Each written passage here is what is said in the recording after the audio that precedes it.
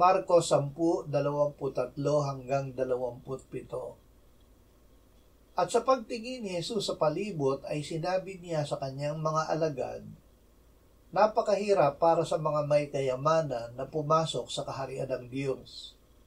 At namangha ang mga alagad sa kanyang mga salita. Ngunit muling sumagot sa kanila si Jesus, mga anak, napakahirap pumasok sa kaharian ng Diyos. Mas madali pa para sa isang kamelyo ang dumaan sa butas ng isang karayom kaysa isang mayaman ang pumasok sa kaharian ng Diyos. Sila'y lalong nagtaka at sinabi sa kanya, sino nga kaya ang maliligtas? Tiningnan sila ni Jesus at sinabi, sa mga tao ito'y hindi maaaring mangyari, ngunit hindi sa Diyos, sapagkat sa Diyos ang lahat ng mga bagay ay maaaring mangyari. Ang maliligtas.